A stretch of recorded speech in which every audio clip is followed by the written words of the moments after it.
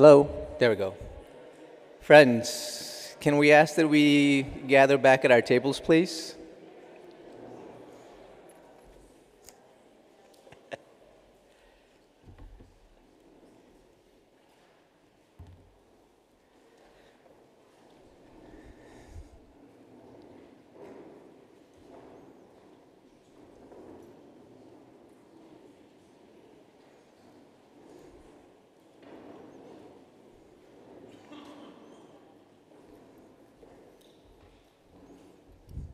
Oh, thank you.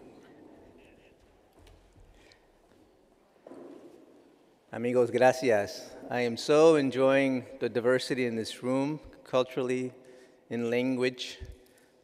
We talk about culture as in person and digitally, but it's beyond that, and we can only capture that when we are together. Our next conversation or presentation is with Josh, and Josh doesn't need a big introduction. You saw that he's a masterful moderator, but what I want to share is a little bit about his professional background. Josh left the academic world as a social scientist to pursue the interest of what moves young people. So Josh, though he goes about quietly, is responsible for the largest data set collection on what young folks are thinking. And it was through that research and as a co-founder and the first executive director of Springtide Research Institute, which continues to thrive and utilize that data set to inform us on where we should be engaged and how do we continue to inspire young folks. As we heard from Josh, he is now the founder of Future of Faith. And the way I would describe the difference between Springtide and the Future of Faith is he's taken this national picture and he is more intentionally figuring out what does this national narrative look like for you in Slovakia, or for me in Chicago, or for somebody in a neighborhood within New York. What he's realized will help us understand that context matters. And so as much as we'd like to understand the larger picture, is what matters to me, Carlos, in my community. That's what I want to know. How do I get my young folks to engage? And that's what you guys are describing here as well. What matters to you? Josh is masterful in doing that. So through his current work, I like the way that he describes it. He is inspiring and building what he's calling sacred listening tools. And that perhaps that becomes our superpower, is how do we foster our sacred listening tools to do this work more meaningfully and intentionally. So Josh, if I can ask you to come up, please. Thank you.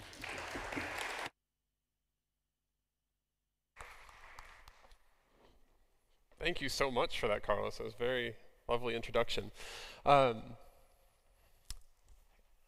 It's really, I'm like still like sort of buzzing from the panel discussion and trying to figure out if I should scrap this entire presentation and just talk about that a little bit, but I don't think I'll do that.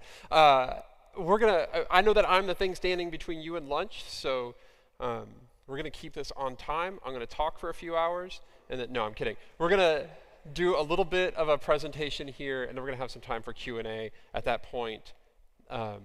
If you want to ask me questions about the presentation, or if you have questions left from the panel that were, for some reason, things that I should be answering, feel free to do that.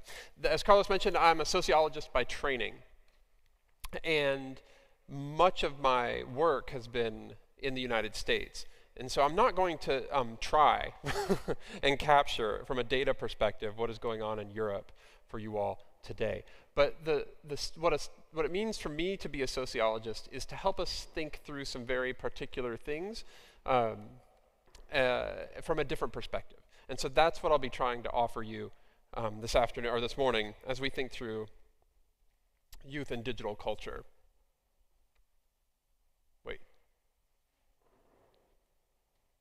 Try this again. There we go.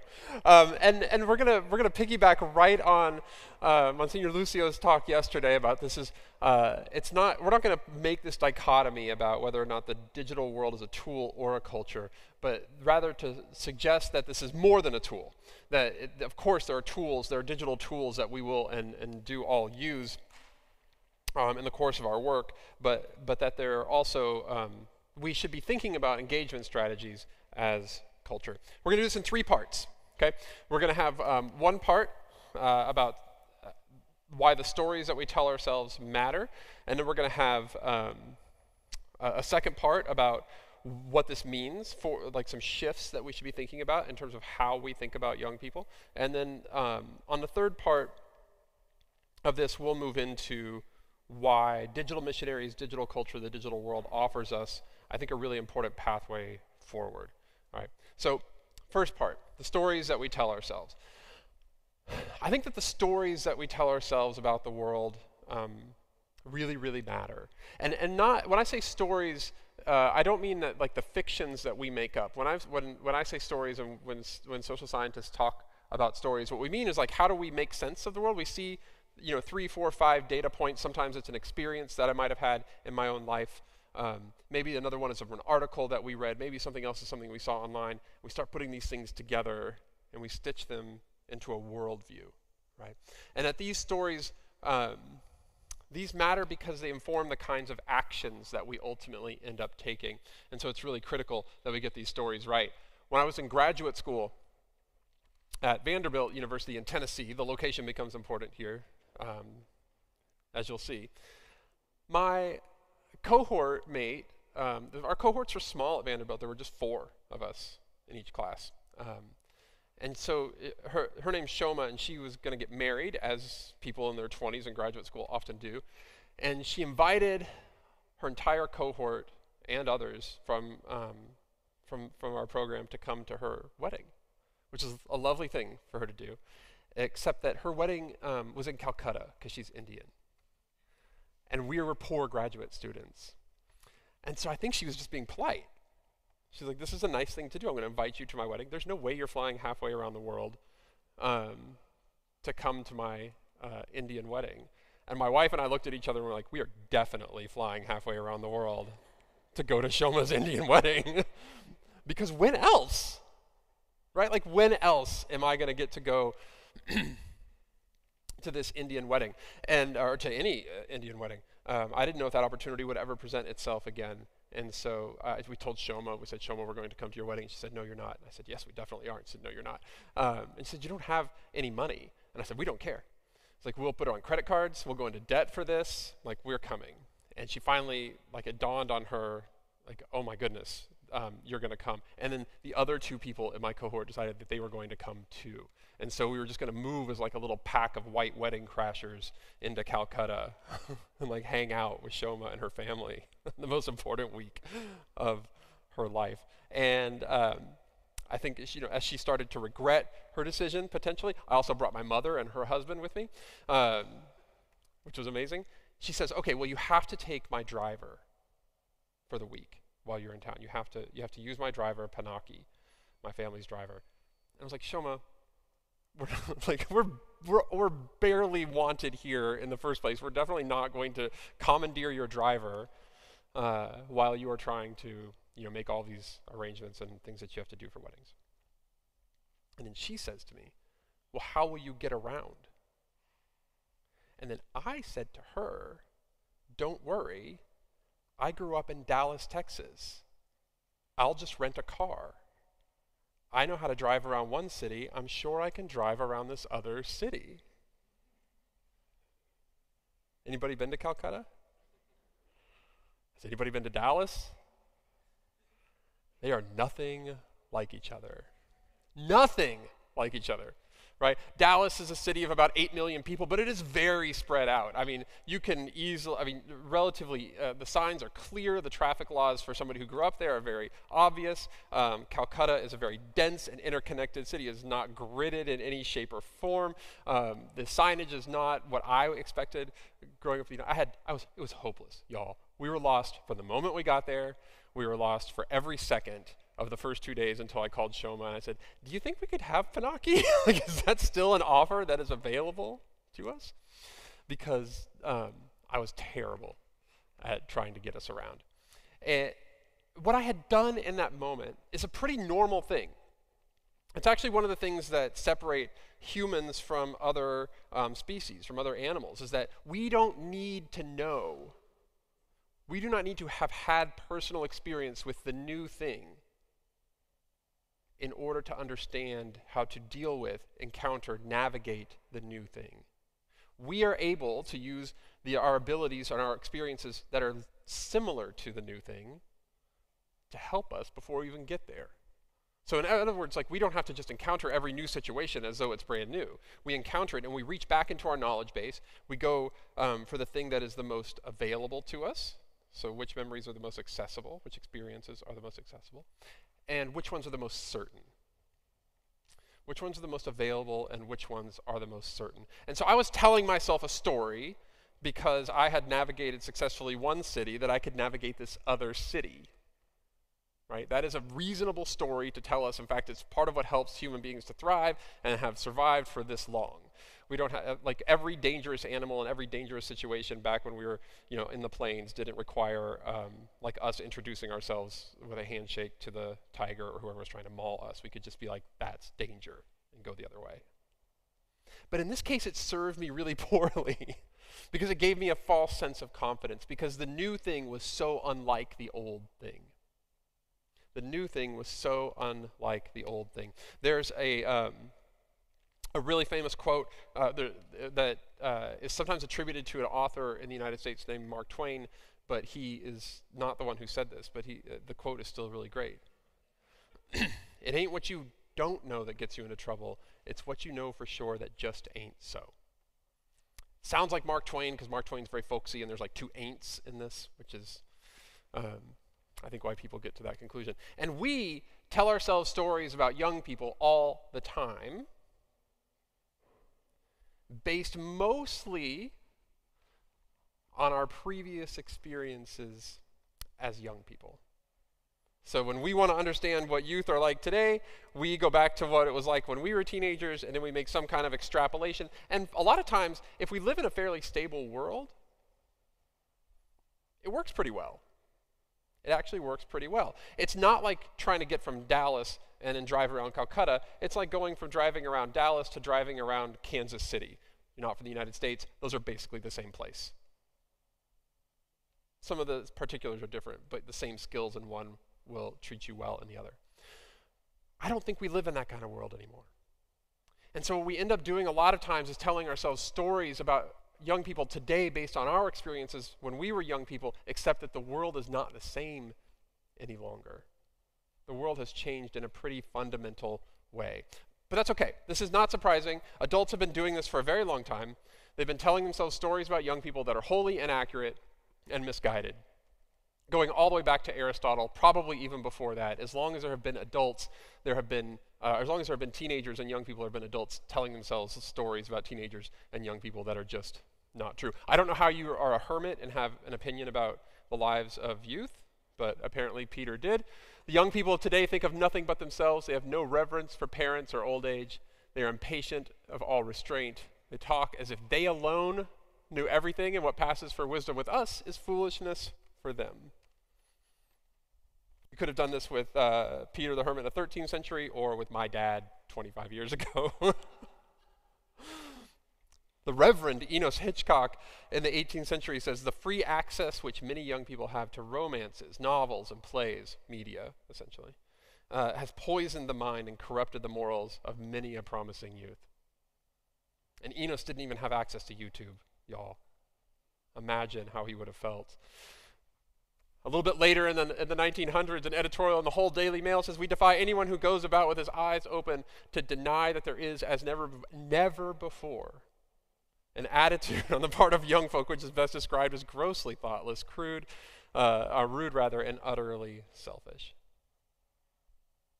And then lastly, Peter Kruger, writing in the New York Times, he's writing about millennials here, saying that young people have forced us to become accustomed to preeners and posers who don't have anything to offer except themselves and their need to be on the public stage. I love these. You can go on and on. I just picked these because it's not like we don't have time to but you could Google for them. I mean, adults have been complaining about kids for as long as there have been kids.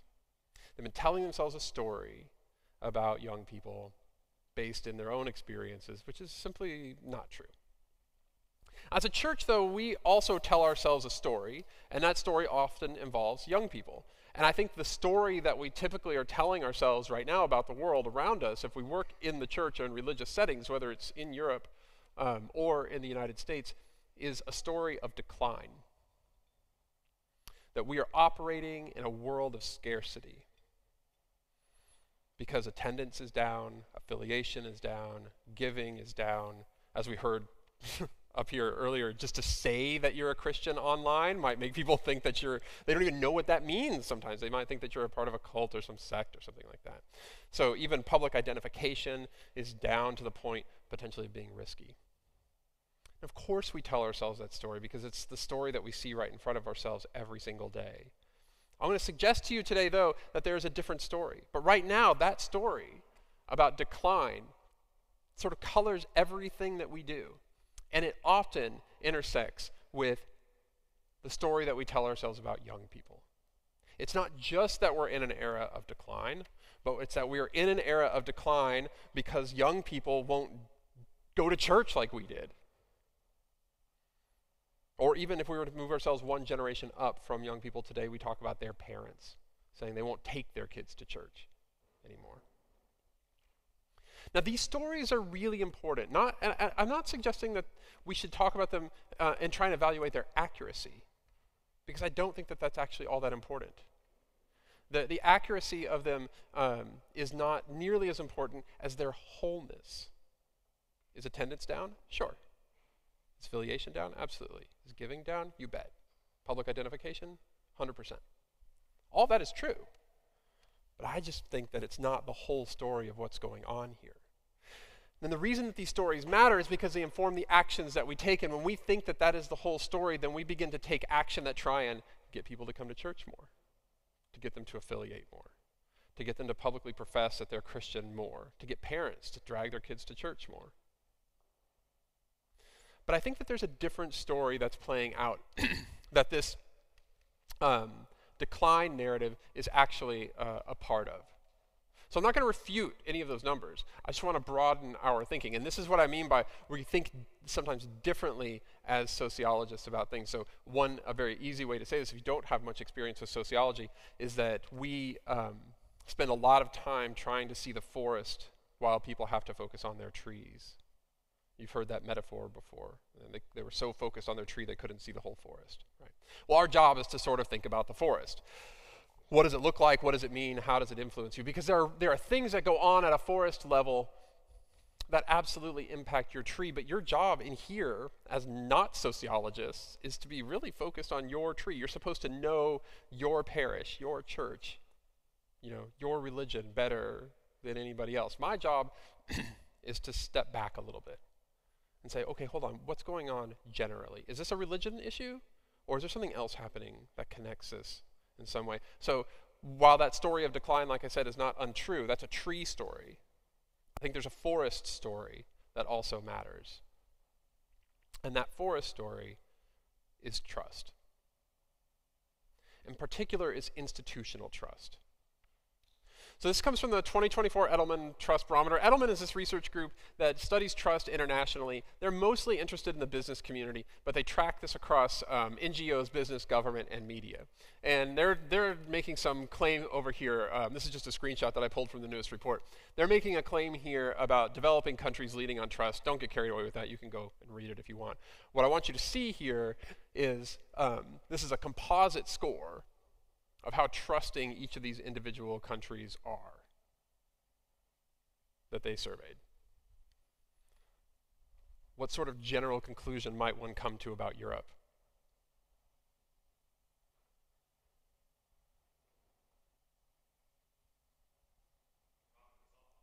Not at the top. Very good. Not at the top. Not very trustworthy. Not very trustworthy. I mean, you got the UK here. We've got Germany. Here's the United States. We'll talk briefly about the United States here in just a second because I think it's got some relevance even to you all. Spain, Ireland, France. At the top we've got China, India, UAE, Indonesia, Saudi Arabia. Blah blah. We are not particularly trustworthy of our social institutions. We're going to look at this a few more ways. And by the way, at the beginning of this slide deck, there was a QR code. I'll show it again at the end. You can scan it. I'll give you all the slides. You can email me. You're welcome to take pictures of any of this if you want. But if you want the slides later, I'll just send them to you. Because I don't think any of these individual data points matter. It's the trend. So we're going to look at this a couple of different ways, but I'm going to try and hopefully not overwhelm you here. So this is a map of the most and least trusting countries in Europe. The green ones are doing better there. It's not a full map of Europe, obviously. And we see the lower and red and the sort of orange in the middle, so we can visually see where trust is low and high. And this one's got a lot, so we're going to spend a little bit of time on this, okay? So this issue of institutional trust is related to but different from how much we trust the professionals in those institutions, okay? So the tree version of this graph is just to focus right here, clergy, priests, right? Clergy, priests. The forest version is to understand that even the most trustworthy people, scientists, are still only getting 60% confidence, which I would argue, in a very technical term, sucks. Like, just isn't that good. What this tells me as a sociologist is that there is not something happening in the field of religion that has been solely caused by religious leaders or the people working in religious institutions. And I think we can draw a pretty straight line from this kind of stuff to the indicators that we were talking about earlier: declining attendance, declining affiliation, declining giving, public profession. What this means is that, like, you didn't do anything to break that. Like, sure, the church has done some things and church leaders have done some things that they probably shouldn't have done. Not even probably, definitely shouldn't have done. And those things do not help. What I think this tells us, though, is that regardless of what had happened, we were headed into an era where people were going to be losing trust and faith in the church because they're losing trust and faith in all of our social institutions. The only other plausible explanation is that the people who run each of these institutions get together in a secret meeting every year and decide how they can work collectively to undermine the faith of all the people in their professions, right? Oh wait, that's just called Davos. No, I'm kidding. That doesn't happen. It just means that there's something going on in our culture, in our social worlds, that leads us to a point of mistrust. So this is a trust where they're going to invert this a little bit. Whoa, this is a lot of numbers. Don't worry. It's going to be okay. It's going to be okay. So this is just flipping that on its head mostly to look at it in a different way. This is the percentage of this is a ranking of people who have very high levels of distrust. So we see politicians generally across the board. You're doing better than them. This is good news. But we still see clergy right there at number 4. Clergy are more mistrusted than bankers, more mistrusted than journalists. But again, that's the tree story. The forest story is that even the most trustworthy people, ordinary men and women, are still largely not super trusted. Now, in the United States, it's a very similar story. This is data from Gallup, which is just a US polling group. It's interesting in my context because it's actually very hard to find data over time in Europe for trust in social institutions, because you all have been mistrusting social institutions since before we started tracking this, which is kind of interesting. In the United States, though, we have it's been a very different culture. Up until relatively recently, especially recently in European terms, the United States was characterized by very high levels of institutional trust. That people really thought that believed that institutions were acting in their own best interests. So sometimes the way that I illustrate this is by talking about my grandfather, who, I'll just give you his biography very briefly. He grew up in Minnesota, which is a northern state in the United States. Went to a very small high school, public school, got a public school education. No indoor plumbing when he was growing up in his house. Family was poor. But gets a job right out of school at a creamery, making milk and butter, cheese, stuff like that. Minnesota has lots of these kinds of creameries, but he has to leave that job relatively early to go and fight in World War II. He comes home from World War II, and guess what's still there? His job. Because the company that he worked for just held his job, because that's what companies do, right? Everybody under 30 is expecting that their company would just hold their job, right? No. But that's what he expected, and that is what indeed happened. And then not only that, but when he returned home, America had this thing called the GI Bill, which is a law that was passed that gave every returning person from World War II either a house or free college within reason. I mean, not everybody, mostly just white people. But still, the intent of the law was to give it to everybody.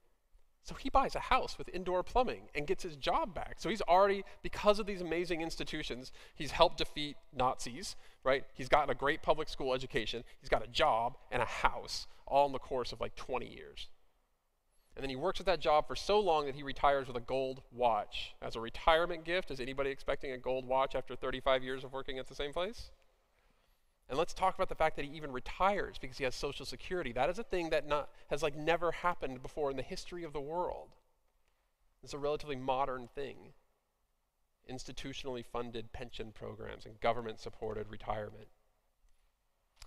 He puts his kids through college to the extent that they want to go. None of them finish, which is why I get to be a first-generation college student, which is lovely. But still, they could go if they wanted to. And he participates. He participates in his church, which is this other institutions where his social life is. He's a part of like these we have these things called like Elks Clubs and Kiwanis Clubs. There's these social organizations that he would go to, and he was like, they would do events for charity and things like this. His whole life was institutions.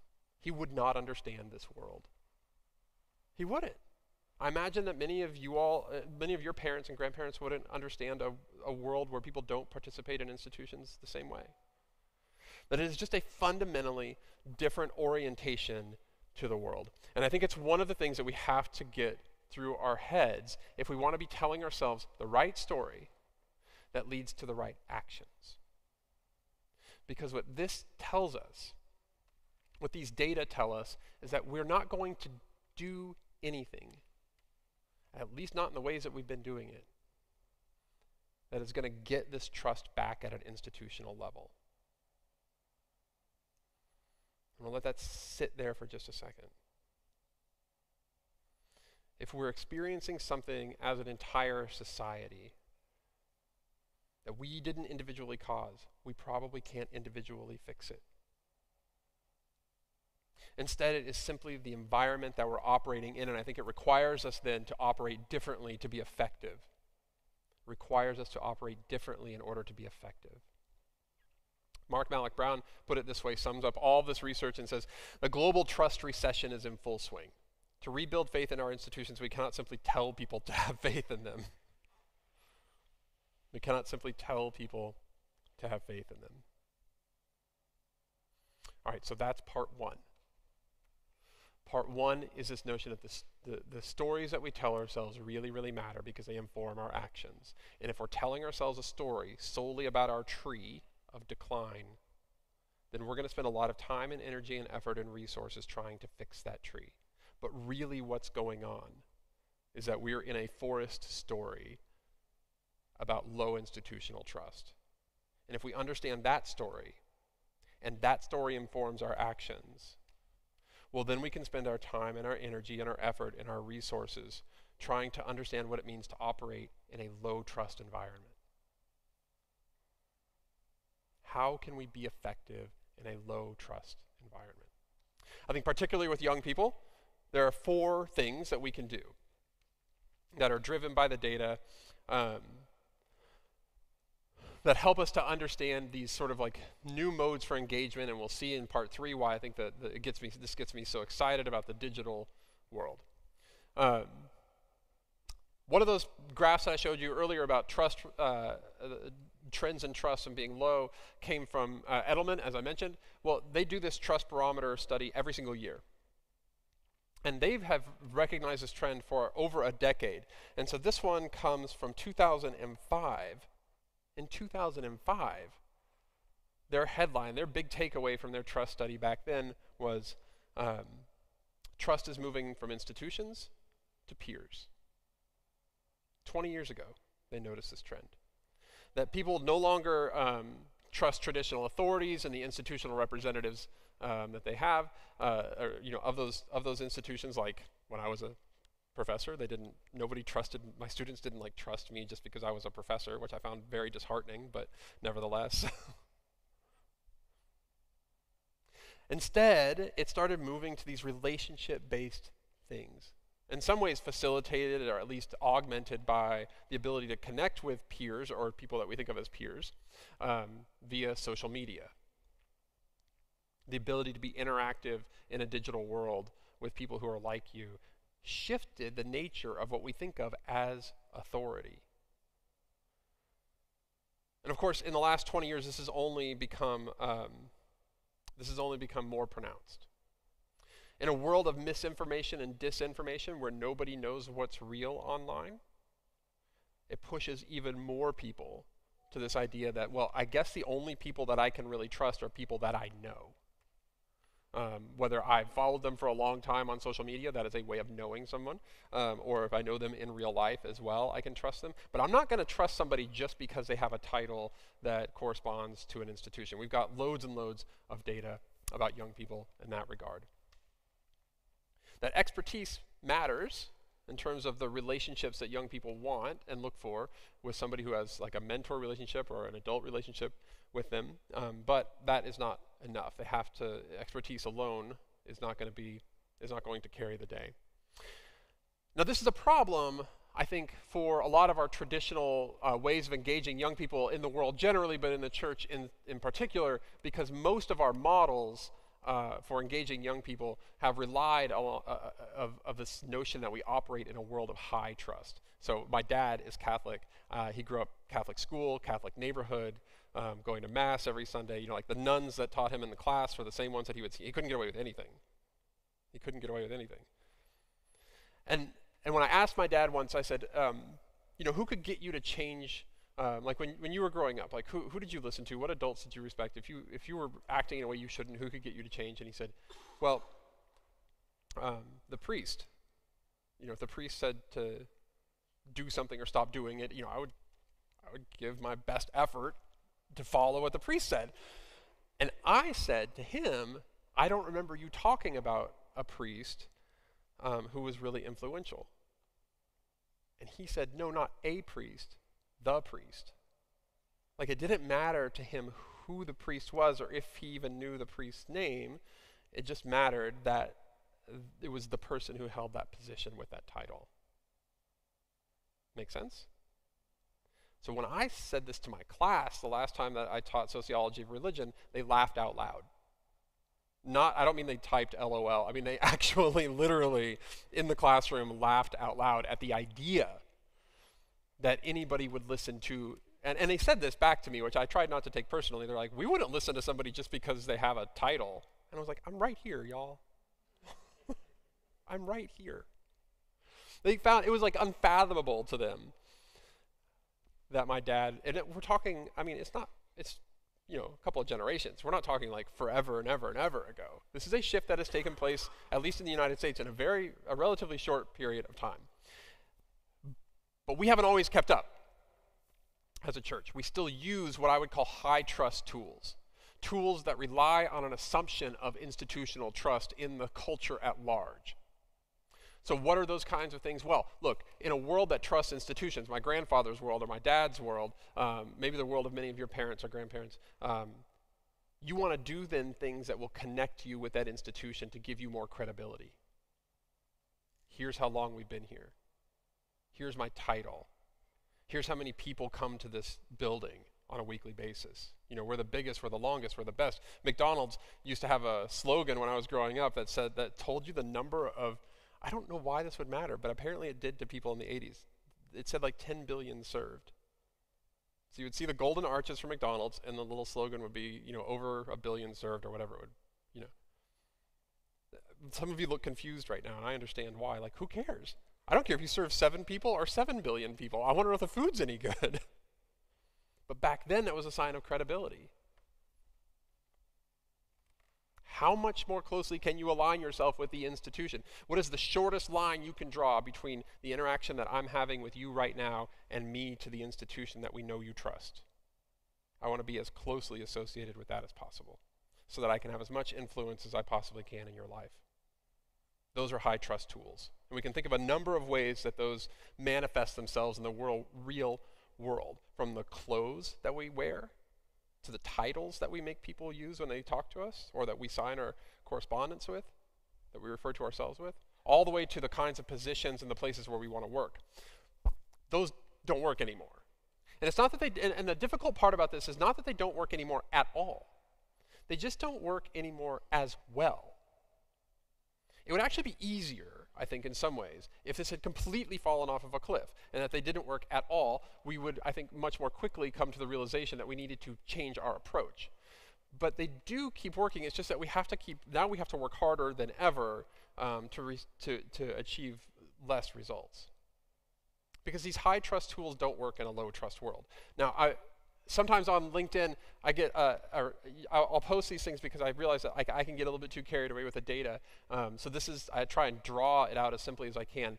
I'm going to show you right now. I want you to just prepare yourselves. This is the best artwork I can do. Are you ready? This is the best scientific artwork that you're going to see today, or at least this hour. With basically crayons, I'm trying to convey what I think is happening, is that our use of institutional approaches has gone down. We do not do this as often as we once did. I would say most, if not all, of the posters that we saw yesterday are taking this sort of like institutionally adjacent, at least, approach, or not sort of like not pointing back to the institution as centric to what is going on, not denying it by any stretch, but not sort of like screaming it as your first step. But most places haven't. Mostly we just keep doing the stuff that we've always done, but then you see the red line. The red line gets us back to those results that we were talking about at the beginning of the presentation. Fewer people go to Mass, fewer baptisms, fewer marriages, blah, blah, blah, blah, blah, blah, blah. There's a saying, at least in the United States, maybe we'll see if this holds here in Europe. Do you know the saying? The definition of insanity?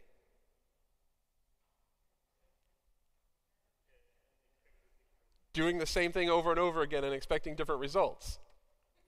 That's this. We are doing the same thing over and over again, but we keep expecting that somehow it's not going to have these results when these results are very, very clear. I think very, very clear. So what does that mean? Well, so then naturally, like, look, if the promise that I made to you is that I'm into the application part of this. I'm not just here. I'm going to help you think differently. But I mean, if we stop here, you should be kind of angry with me. What is the question you should be asking yourself right now? And I suspect you are. Is what is a low trust tool then? If we are pretty sure these high trust tools don't work anymore, what is a low trust tool? Well, I think the Catholic Church is in really good position here. I mean, this is the incredible foresight of Pope Francis to understand this. This push towards synodality is right in line, which is not something, I mean, he and I haven't talked about this, so it's not, I have no influence over him. But this is right in line with the data that we're seeing about the importance of listening and the importance of relationships. That the low trust tool is listening. The low trust tool is relationships. If the high trust tools are pointing back to the institutions and being as in lockstep as possible, getting everybody to think about you and the institution as synonymous, the low trust tool is getting people to think about you as intensely interested in them. You as intensely interested in them. So when my students and I were first talking about this is like maybe 5 or 6, 7 years ago, back when I was still teaching and started thinking about this for the very first time, I was talking with a set of graduate students, and I was saying, I'm really struggling with my undergraduates because we keep doing advising, and advising is like, in this weird way, it's like they have to come to me to get advice about their class schedule, like literally which classes they should take in the U.S., and then they can get their little 5-digit PIN code, and then they can go register for classes. This is all done to keep students progressing and graduating on time so that they don't go into debt. It's complicated. But I didn't care about any of that. All I wanted to do was sit across the table from an 18, 19, 20-year-old and talk about what they wanted to do with their lives. But we could never get to that conversation because they just thought of me as like this person who would give them their schedule. And so my graduate students and I, we have this little different relationship, and I'm saying, like, what's going on? Why? Help me to understand why they won't engage me in this conversation, because I super care about them. And they're like, oh, they don't think you care about them. They think you care about the university. Like, they think that you have the university's best interests in mind, not their best interests in mind. And I said, well, how can I flip that? And they said, well, just ask more questions. Like, nobody listens to us, they said. But when we do find somebody who listens to us over and over, it matters. And so that was my first, that was a data set of 4 students that I was talking to. So I wouldn't call this scientific, but I was like, I'm going to try this. And so in my personal life, I start asking more questions to the young people who were sitting in my office. I wouldn't let them leave just with getting their schedule. I start making them give me some information. I started writing it down. and then at one point, one of the students says, like, why are you writing this down? And I said, well, I care, and I want to remember. I'm sorry, but there's like a lot of you. I had like 100 advisees. It's like, I can't remember every detail about everything, so I want to make sure that I get this. And she goes, nobody writes down what I say. I have to write down what you say. I'm like, well, I'm going to write down what you say, because I want to make sure that I am able to follow up on it and ask you questions about it again the next time that you come in. And then that kicked off some actual formal data collection that would come later in my career. But listening consistently, the data tell us that listening is the one thing that changes everything. And that we can feel like we're doing nothing when we sit and listen to somebody, but actually we're doing the most important thing if we understand accurately that the story we're living in is a low-trust world story, and that the only way that we're going to have the ability to actually have the kinds of conversations ultimately that we want to and the influence that we really want to is through listening. So that would be the first shift, that trust is relational, not institutional. Secondly, it's going to be critical that we understand that belonging actually comes before believing. This has always been true, but we were able to mask it with institutions for a very long time, not because we actually inverted the order and got people to believe before they felt like they belonged, but because we just brought the two so closely together that the difference is almost indistinguishable. When I say this has always been true, this goes back to the very first sociological study by Emile Durkheim from France, showing that even among what he would have called primitive cultures at the time, that religion even functions as a source of belonging before it does anything else. And when people are disconnected from these institutions, the result is that they feel like they don't belong. They feel very lonely. There's all kinds of mental health challenges that come along with this. This loneliness crisis has been well documented. In the United States, actually, the loneliest age group is the youngest age group now. That is not the case here in Europe. Still, it's the oldest age group that is the loneliest, but loneliness rates for young people have shot up like crazy. They just simply don't have as many connections to institutions, and nothing has risen up to take its place. So what is there to believe in if you don't feel like you have a place that you belong? So this is a second shift that we need to make in our thinking, is that belonging first, not believing.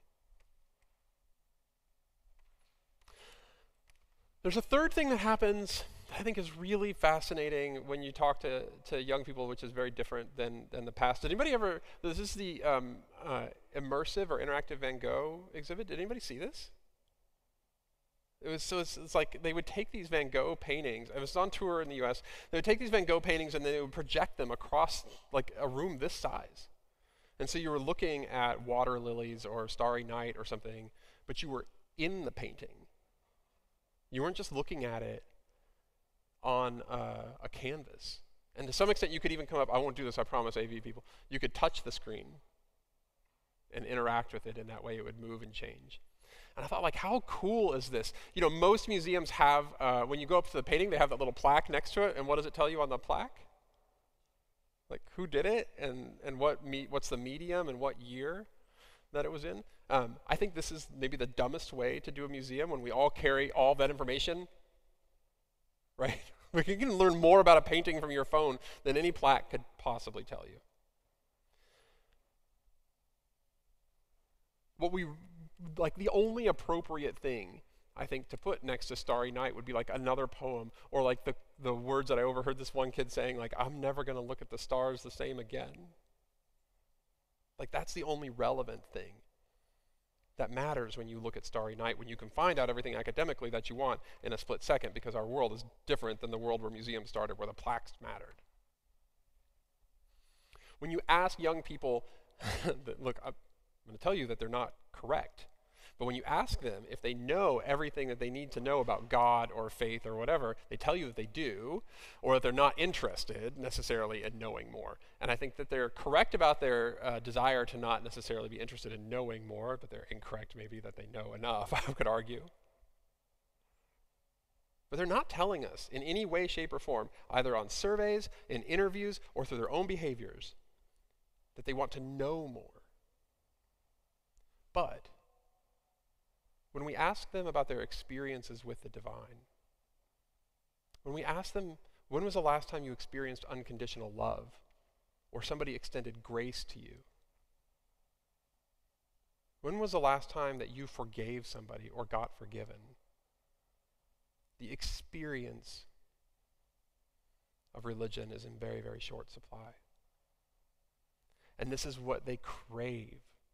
Sometimes they crave it in ways that I think are very sort of temporary, this collective effervescence. You heard several of the young people today talk about music festivals where we're all coming together and singing the same song, this notion that here's a place where I belong. Unfortunately, that, like, a festival by definition does not last forever and forever. It is not faith, but we're looking for something to fill that gap. We're looking to touch transcendence. But we don't have those experiences anymore. Experience is not a very high trust tool. We used to help people to understand their faith by getting catechized. Well, I don't know what this means exactly, but I've heard lots of people say it, by getting catechized better. I don't know how you get catechized worse or better. That is new to me. But we would do knowledge transmission from the person who had it to the person who didn't, and then we would say, you have been formed.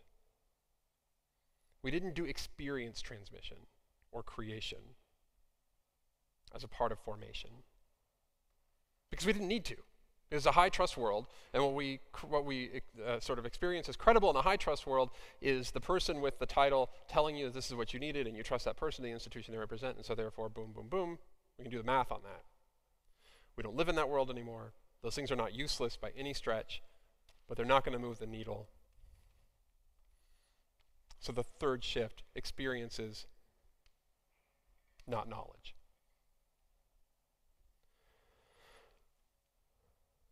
And there's one more.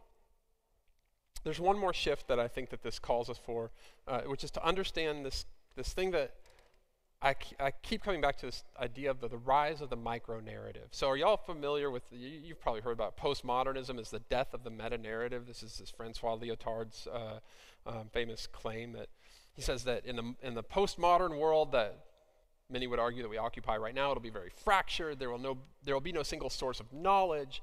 It'll be the death of things like democracy and the church and things that are these grand explanations for how the world either is or should work.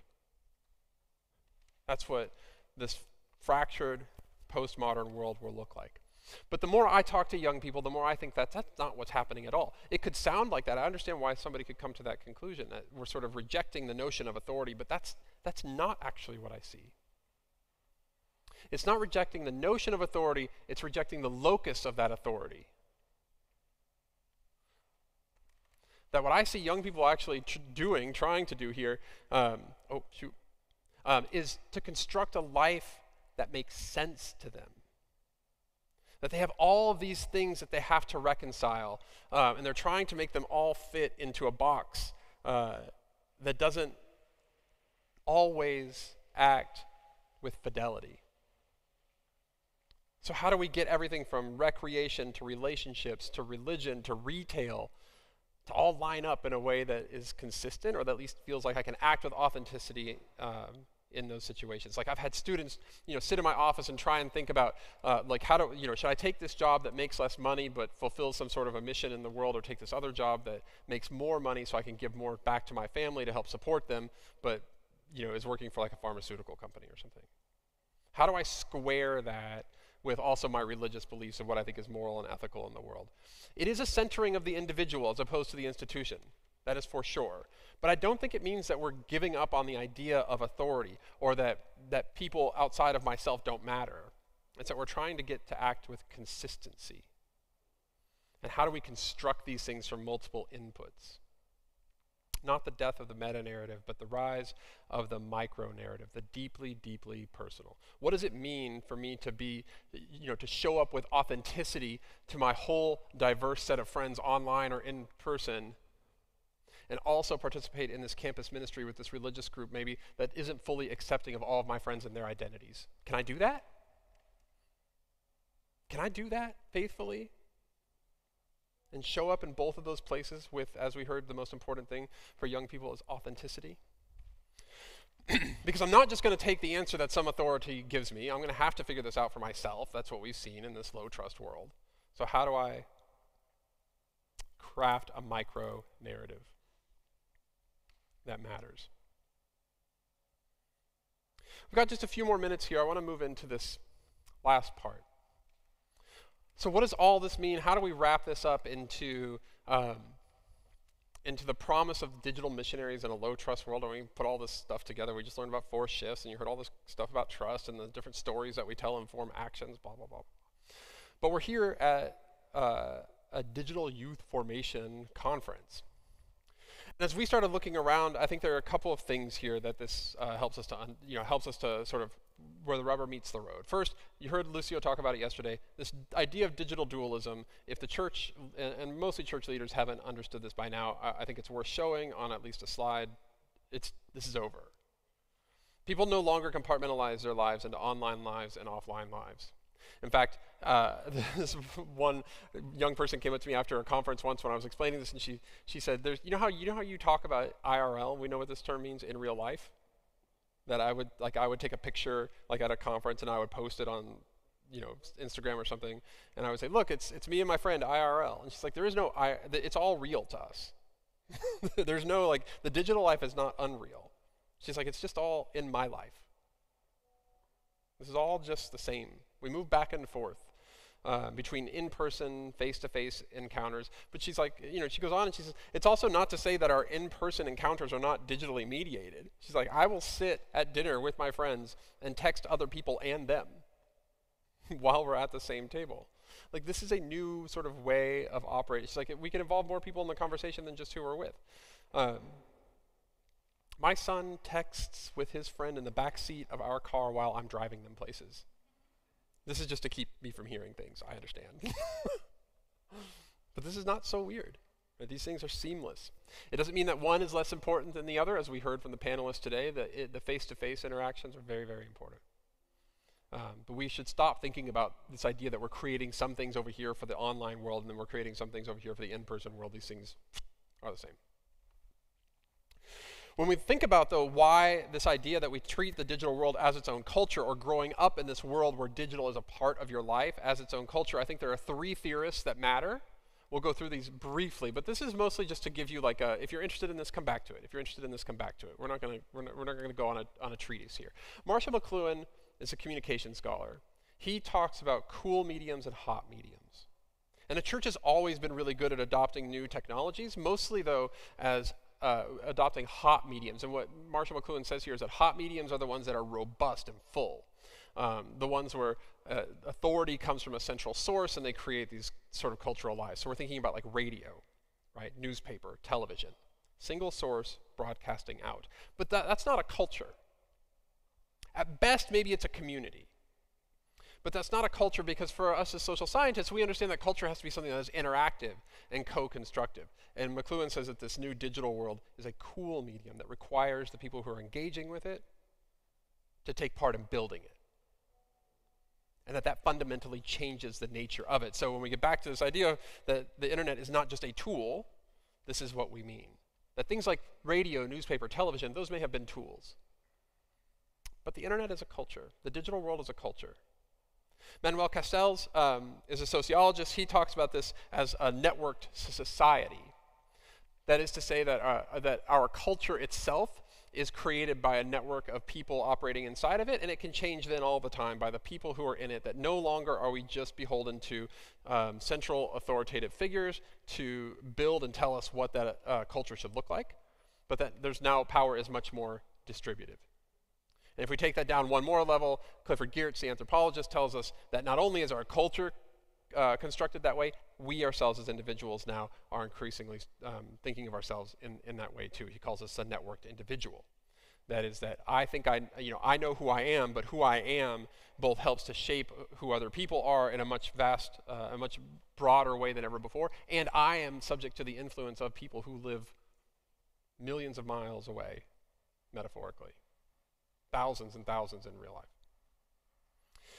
But that this is all interactive. That we think about these things as its own culture. When we, as sociologists in particular, we think about culture as occurring upon a few dimensions: symbols, languages, values, norms, beliefs, customs, and institutions. And we could go down the line for all of these things and understand that the way that each of these 7 things operate in a digital world is different than the way that they operate in the physical or face-to-face world. And every time it passes the test. Okay, this is its own culture. Are there symbols that are only online? Yeah, we know about emojis, right? Like, is there language that's only online? We've already used some of that, like LOL, like the abbreviations.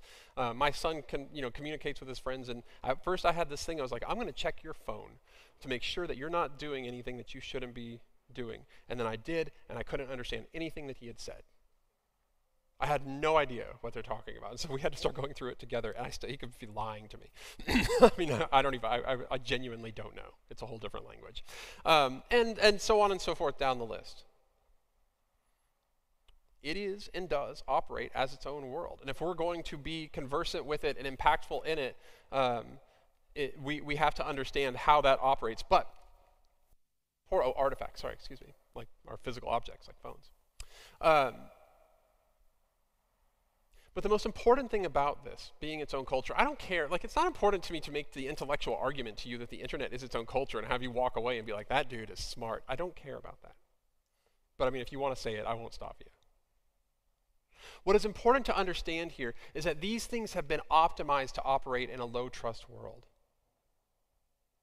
That this co-constructive, co-constitutive, negotiated nature of all these elements work to organize life in the digital world, because the digital world is a low trust environment.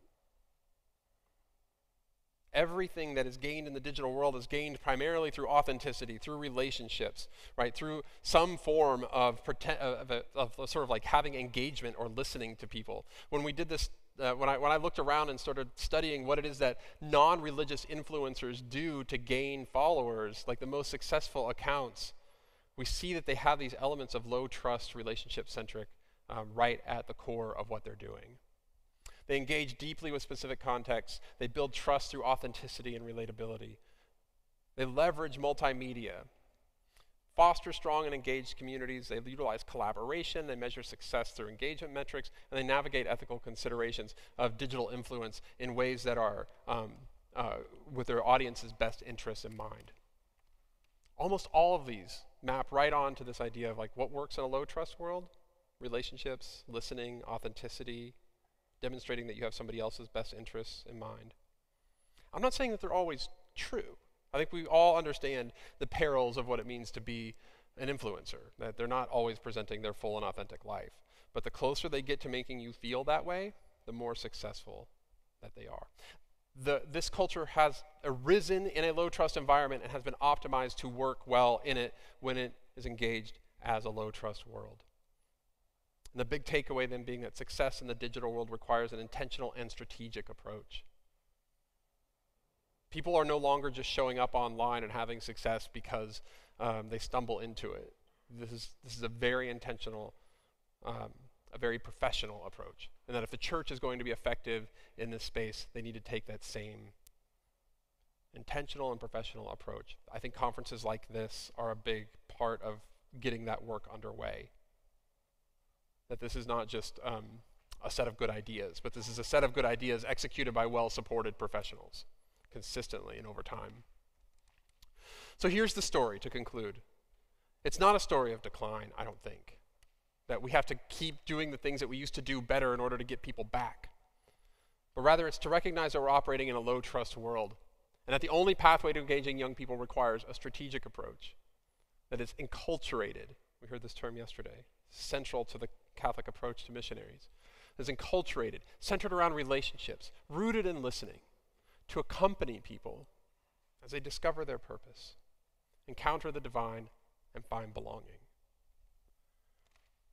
I think the digital world is perfectly made to be able to do exactly this kind of thing. We can do accompaniment because, as we heard earlier, we can do low-level maintenance for relationships through these periods of time that somebody might not want to engage with you. They don't just have to fall away. You can stay in touch.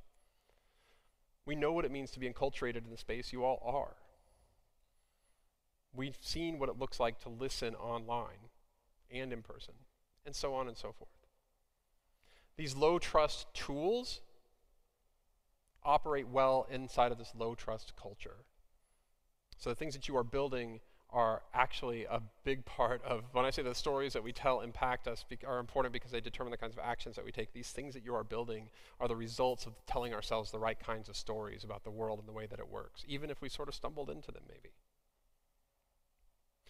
Okay, so I'll pause there, I'll stop there. Happy to take any questions. Thank you for this. I really appreciated having the opportunity.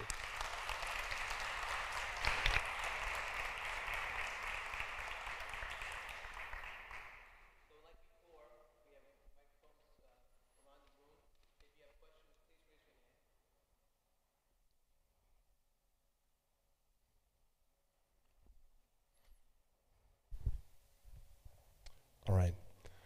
Thanks so much for that. It actually touched me profoundly.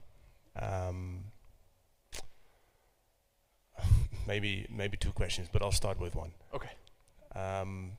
One thing that came to mind is that the decline you were speaking of is not just a sociological phenomenon, but it's also has its psychological effects. You're not a psychologist, but what I see and feel around me in church and society is that this decline is also causing almost a traumatic response of loss. And that sometimes seems to stop us from embracing this new narrative. Can you give us some guidance on how to deal with that, especially in my work as a digital missionary? This is a great question. So the question is, what do we do with it? Because this is real loss, and I agree. And I hope I didn't give the impression that I was like, oh, that stuff doesn't work anymore, and the second that it stops, you should kick it to the side, and who cares? Like, I don't think that's the case at all. But I think we can get a lot more intentional about what we hang on to and why, and what we let go of, and not why, but how. And nobody is more well-suited in the entire world to figuring out how to meaningfully let go of something than you all in this room and church leaders in general. Nobody does ritual, nobody does life stage markers, nobody does milestones better than religious professionals. So the question isn't what do we let go of and why, the question is what do we let go of and how? Well, I think it's a big part of that is ritualizing and celebrating what has happened, what has been really great about it, and memorializing it and helping it the same way that we do with all of our rituals, right? Like the point, at least one of the points of a funeral is to mark a really important occasion of somebody's life for us and to give us something, a piece of that to take with us as we move forward. And I think we can do the same sometimes with our buildings, sometimes with the leadership roles that we're running programs that are no longer as effective as they once were. And I think about, like, somebody said to me, like, how do we get rid of the mother-daughter tea at our church? And I was like, well, I don't know that you should, but if you're going to, I would celebrate every woman who ever ran the mother-daughter tea in one giant ceremony, either through in-person or remembrance, and let the community celebrate that and help them, invite them into the process of designing what's next, right? But I'm not a ritualist. Like, y'all are better at that than I am. I just think that that's the kind of stuff that we can do to help us move forward.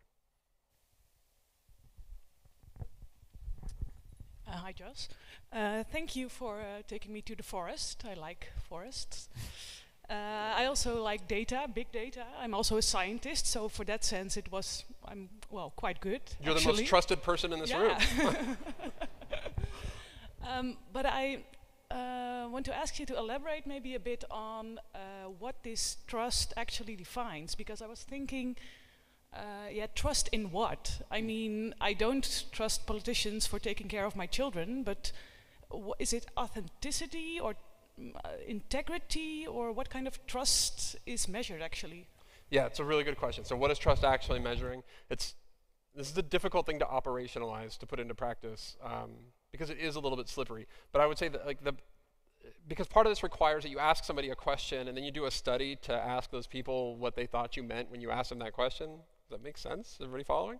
And sort of the best thing that we can get to is that people are thinking about trust these days as, does the thing you're asking me about, the institution or the person, do I think they have my best interests in mind? And so that's the closest that is the closest like definition of trust that we've got. Can I count on this person to have my best interests in mind? A secondary set of that is this idea of will they do the things that they said they were going to do? So when the institution says one thing, does it behave in that way? When this person says one thing, then do they show, if your parent says they'll come to your football game, do they actually then come to your football game? That means that you can trust them. So those are the two most dominant explanations.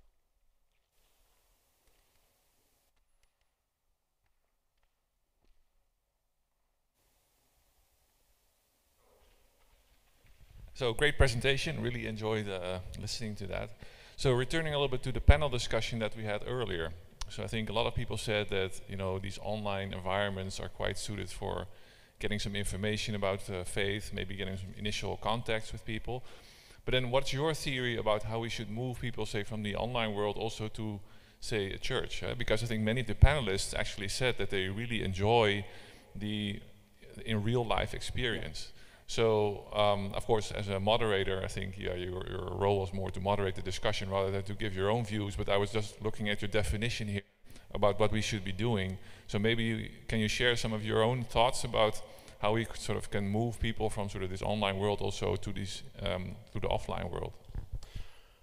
First of all, yeah. So I would defer to the panelists, and my own feelings don't diverge much from them. Maybe if I were to put some more meat on that, what I would say is that these two, to reinforce this idea that we're not moving from point A to point B, but rather that we understand that these things are constantly moving back and forth between one another the whole time. The other thing that we heard from the panelists that continues to be, look, this has always been true, it's still true today. There are two things that are really influential in the faith lives of a young person. How it has changed, but the points of influence are parents and caregivers, number one. The amount of influence that a parent or caregiver has declined in the faith transmission, but it is still the single most important thing. Right? The second thing that matters, and we heard remnants of people talking about how when they were talking about what their faith life was like. I didn't even ask about their parents, but they started talking about their backgrounds. The second thing is invitation. So there's a lot of, and America is obsessed with, the United States is obsessed with church planting. So we're going to start a new church and then we're going to try and grow it. So there's a lot of data on this from there, but it holds true from what I've seen here as well, which is invitation. It's really hard to get somebody to come to your church if you have not invited them to come to your church.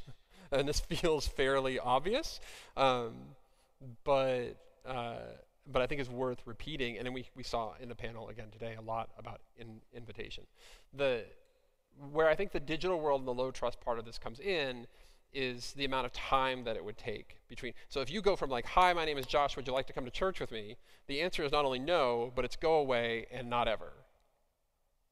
Right? It's this assumption that like, oh, I need to demonstrate to you that I have your best interests in mind, and that maybe this is going to be a much longer road than, sort of what we used to think of, which is like, let's start talking about Jesus as fast as we can, because they're just not going to be primed to hear it in many cases.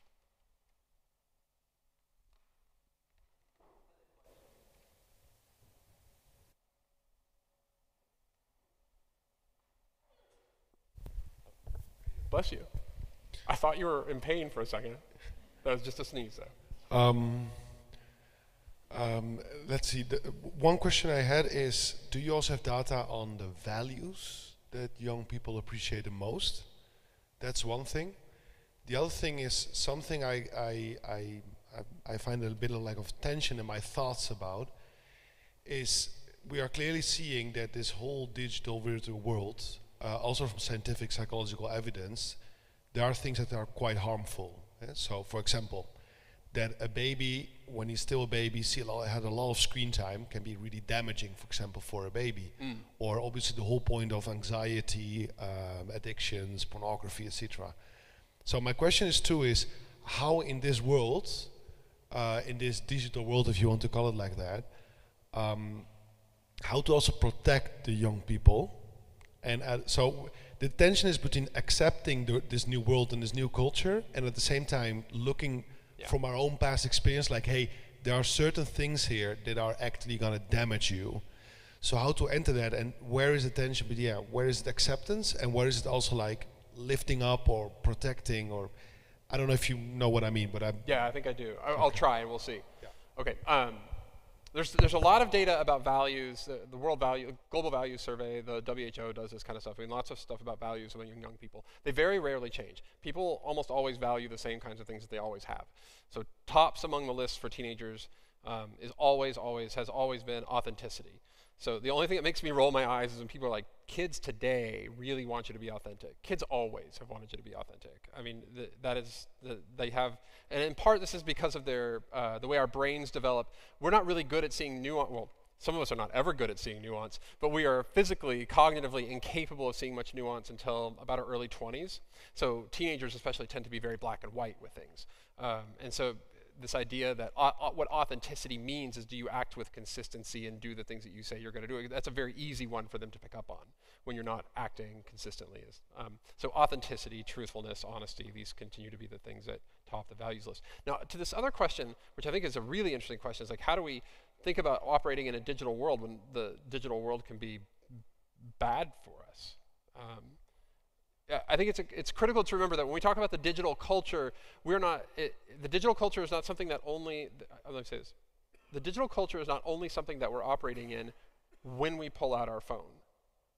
So like you heard the panelists today talk about how, like this constant scroll culture impacts my own attention span, like as I'm sitting across the table from somebody having dinner, right? So we are all operating in the digital culture even right now as I am talking to you. Now, what we do with those actual digital artifacts and those tools and how we engage with them can and should be, especially for younger children, governed by the adults who care most about them.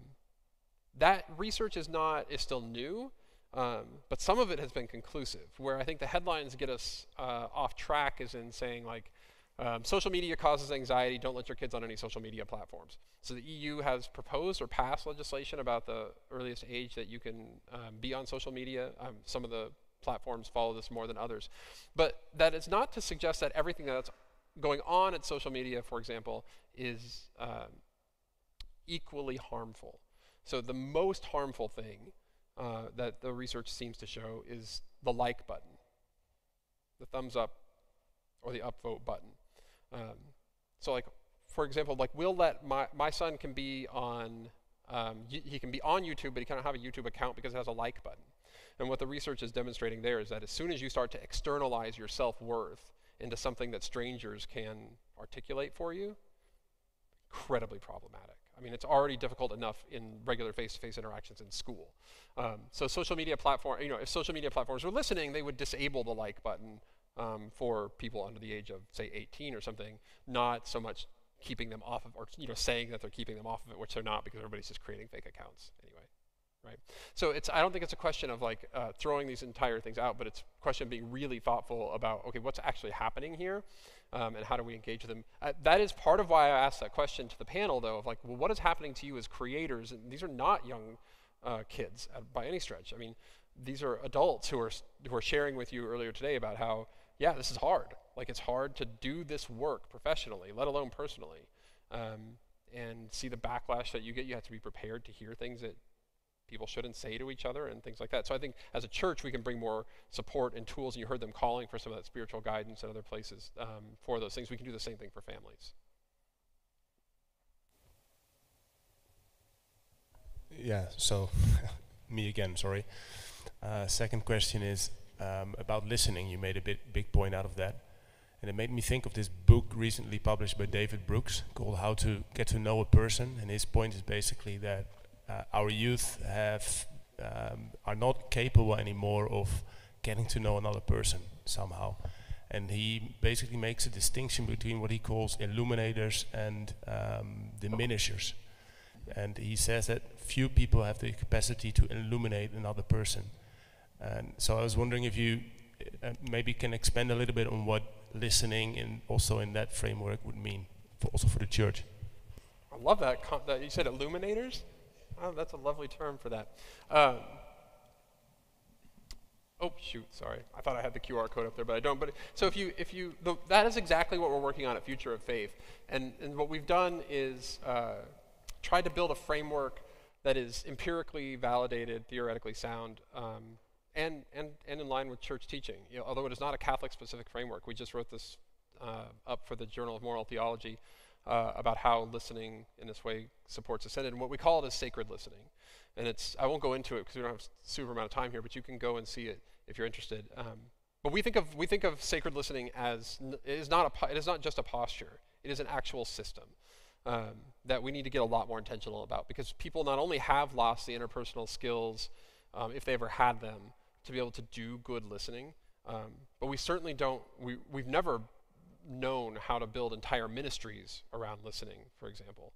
At best, what we have done is, some often youth ministers or campus ministers who are very drawn to this approach would try and have just as many conversations as they could with people, and then they would either keep that all in their head or maybe in a notebook or something, but then you're very limited to the amount, like the size and scope that you can do that with.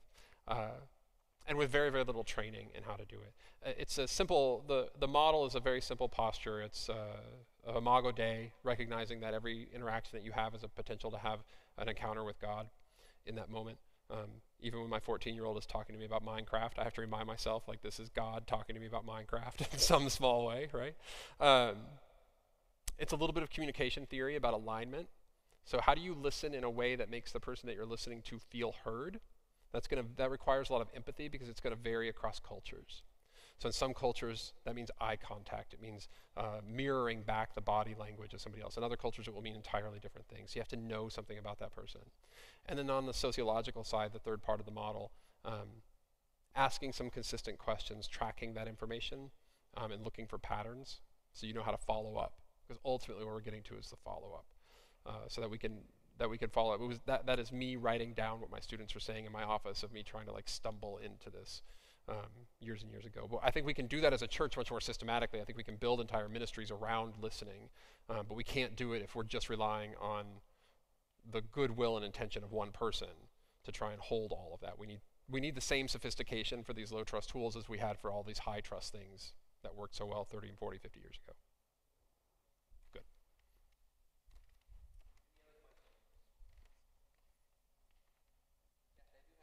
Yeah.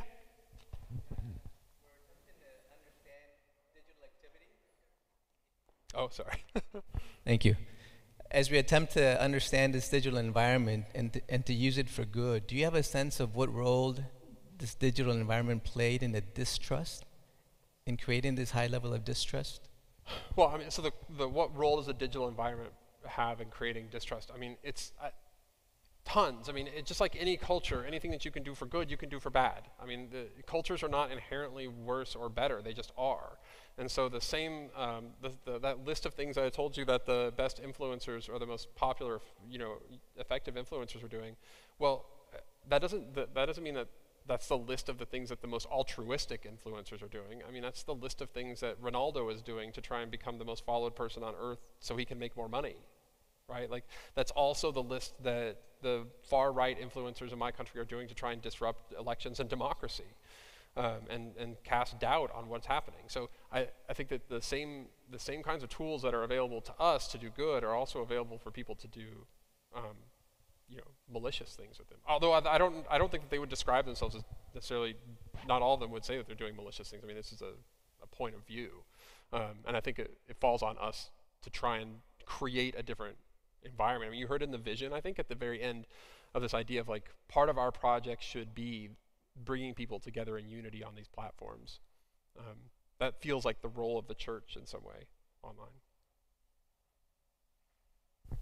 Well, Josh, we want to thank you. We will have access to Josh for the next couple of days, so please know that we can approach him individually and continue this conversation. Josh, want to thank you tremendously for sharing your story. Thanks. Helping us make sense of the forest and how it applies to us in micro-narratives. Round of applause for Josh, please. Thank you.